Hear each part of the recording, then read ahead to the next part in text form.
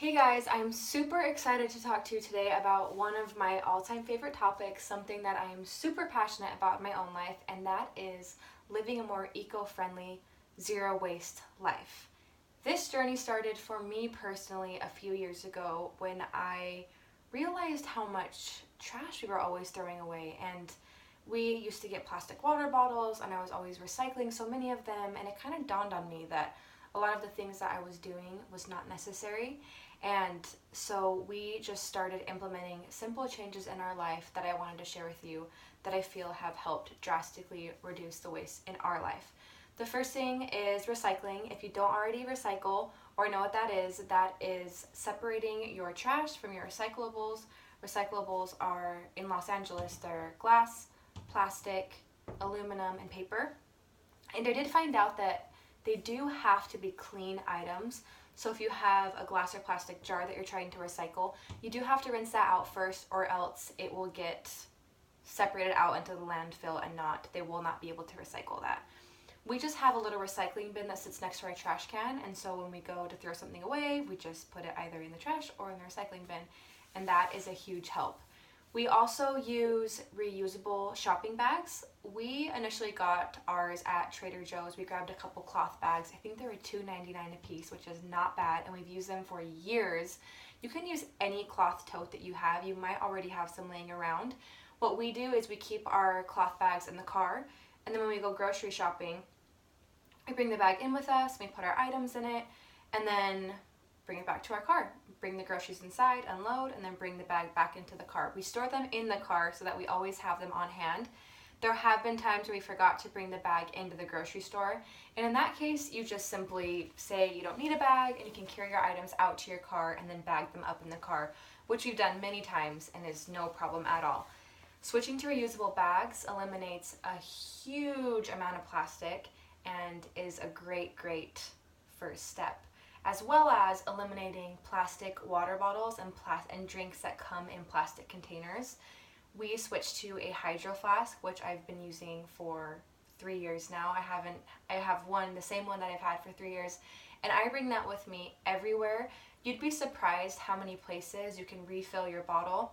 The gym, the airport, gas stations, pretty much most places have somewhere that you can fill it up. Even restaurants, I've been able to fill mine up pretty much anywhere, and it really eliminates the use for plastic water bottles, and plastic is a huge problem right now, so if we can cut that out and where we don't need it, it is fantastic. You can also use a mason jar to carry drinks on the go, to carry coffee on the go, or smoothies or anything like that. You can bring it in a mason jar, which is something that I often do as well with my hydro flask and my mason jar. There's no use for plastic water bottles, and it's a great change to make to eliminate that plastic waste.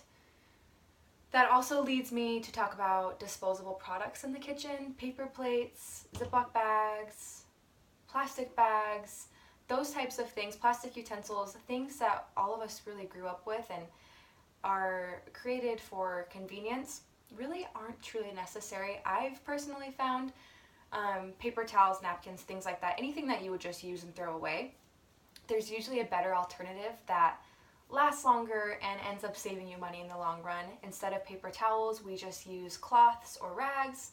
Same for napkins, we just use cloths. If we're bringing food on the go, we pack it in a glass container or a mason jar.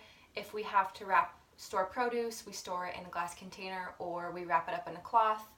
And that way, again, we're not just throwing away so much trash all the time.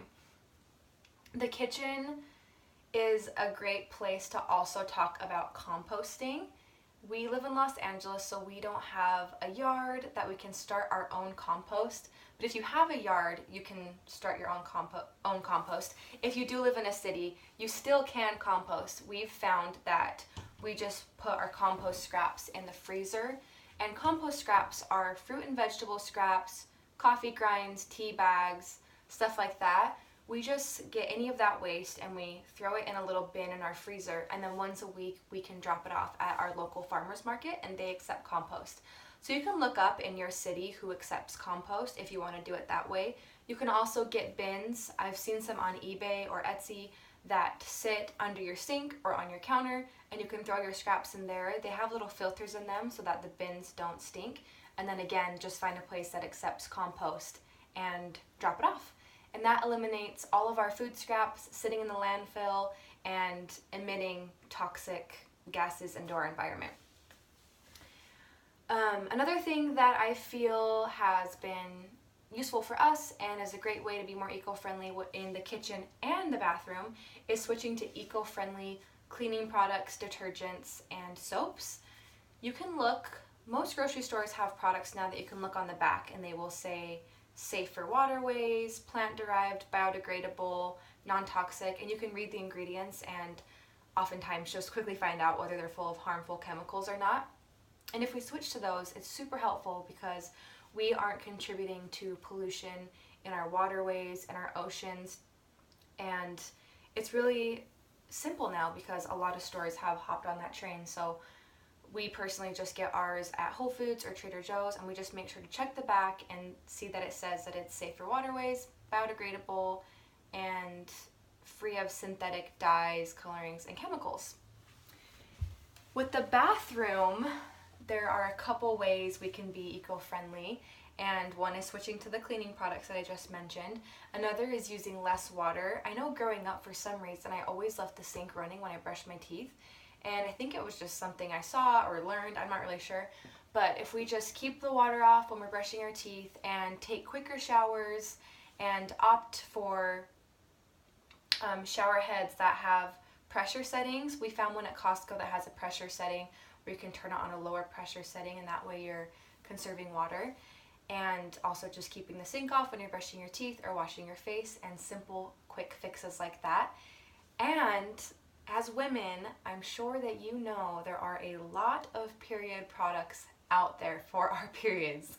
Pads, panty liners, tampons, wipes, all the things, and all the things that go straight into the trash, which is why I am so grateful that I found menstrual cups a few years ago, and which is why switching to Pixie Cup will eliminate so much waste in the bathroom. You can eliminate all of those products and you can keep your cup for 10 plus years. It's more hygienic for you and so much better for the environment. And I have found that I've saved so much money over the years by doing that. I just feel like the products that we've been told that we need really aren't truly necessary, because there are alternate things out there like the Pixie Cup that make our lives easier and make the environment so much more happy. These are all things that I have learned over the years, have helped reduce our waste, and it's always a journey and I'm always learning more, and nobody's perfect, and it's not about being perfect, it's about celebrating the small wins and making little changes in our life. If we all do that, think about how much the environment will change and how much the earth will be thanking us. So it's just about encouraging each other and always being willing to learn how to be more eco-friendly and zero waste in our lives, and then share that knowledge with others.